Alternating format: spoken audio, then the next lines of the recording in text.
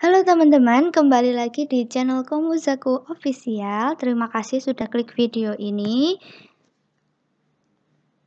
Hari ini saya akan menepati janji saya untuk melanjutkan part mengenai ujian komprehensif. Nah, yang pertama, biasanya kalau ujian komprehensif itu kan ada kisi-kisinya untuk masing-masing jurusan. Nanti bisa dilihat di websitenya kampus ya.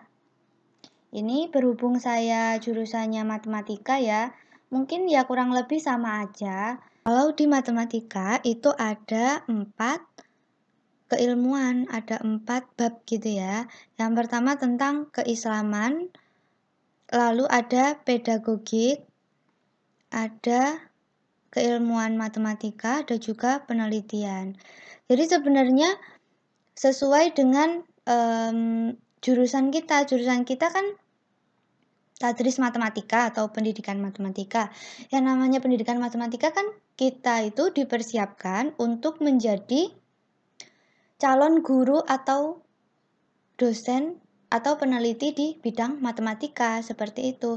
Nah, biar jadi orang yang seperti itu, berarti kan kita harus paham tentang keislaman. Karena kampus kita itu berbasisnya kan keislaman.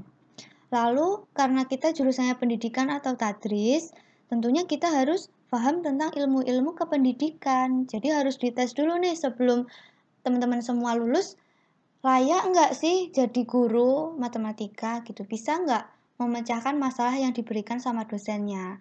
Bisa nggak menjelaskan tentang materi-materi kependidikan gitu?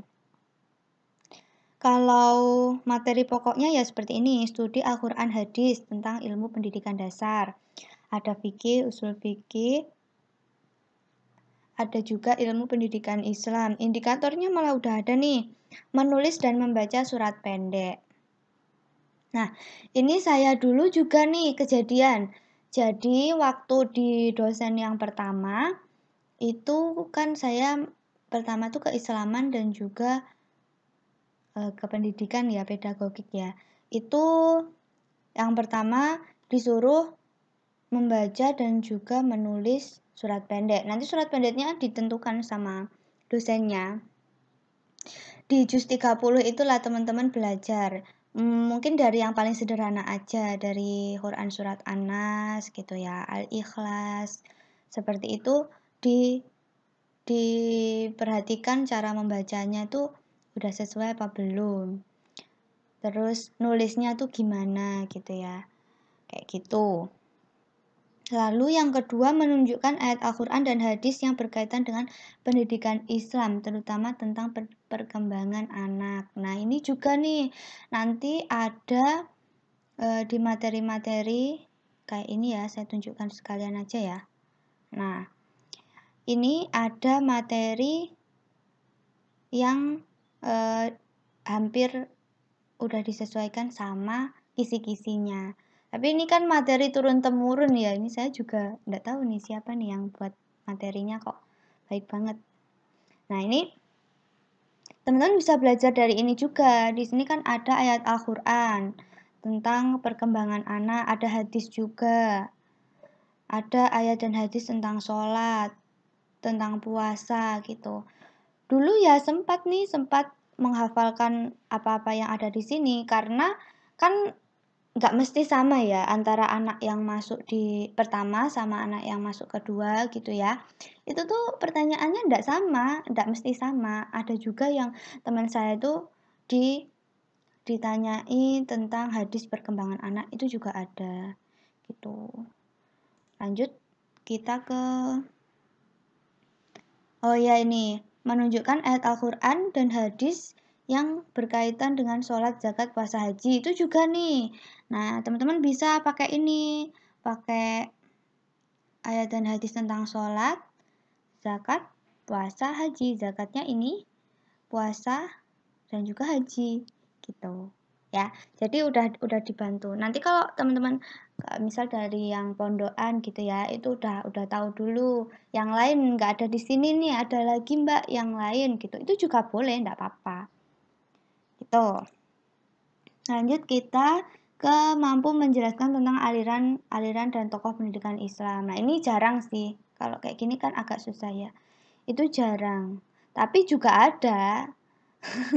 Karena dosennya kan berpatokan pada ini ya.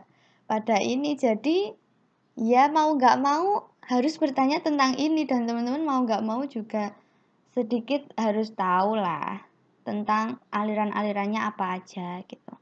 Nanti penjelasannya pakai bahasanya teman-teman sendiri juga boleh. Jadi biasanya kan teman-teman ada juga anak tuh yang suka membaca, lebih gampang paham kalau membaca, ada juga yang mendengarkan gitu. Dulu saya juga mendengarkan teman-teman saya belajar itu jadi saya ngerti, padahal waktu saya baca tuh kok nggak paham-paham gitu. Jadi metodenya macam-macam. Oke, seperti ini untuk yang keislaman sesuai dengan indikator ini ya. Mungkin sampai sini teman-teman ada yang ditanyakan, silahkan komen di bawah ya. Mau tanya tentang apa aja mengenai keislaman. Saya lanjutkan, saya dulu itu keislaman ada disuruh menyebutkan jenis-jenis najis. Najis itu jenisnya apa aja gitu. Terus ada lagi kayak air kencing bayi laki-laki itu masuk ke najis yang mana, itu juga ada. Lalu cara untuk membersihkannya itu seperti apa gitu, itu juga ditanyain. Kalau teman saya ada juga yang tentang azan, ada juga yang tentang doa kunut, itu artinya seperti apa, bunyinya, lafadznya itu seperti apa, itu juga ada. Macam-macam lah sejenis itu. Coba kita lihat lagi yang materi selanjutnya. Oh ya, ini ada juga kisi-kisi tentang Al-Quran, hadis, itu macam-macamnya apa aja itu ada.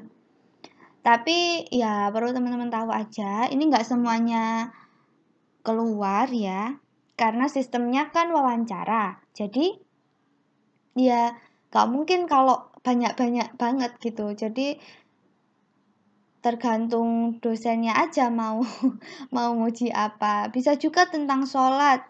Ya pernah tuh rukun sholat itu apa aja, syarat sahnya apa aja gitu.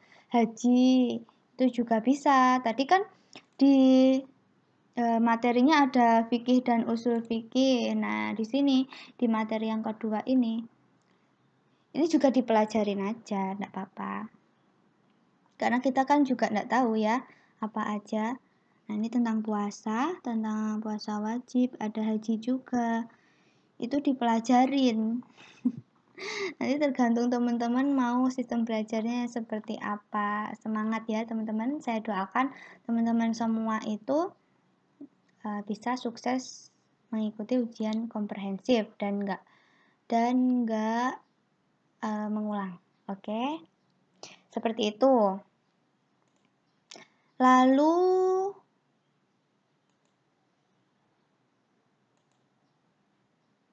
oke, mungkin untuk yang pendidikan itu saya sambung di part selanjutnya. Terima kasih.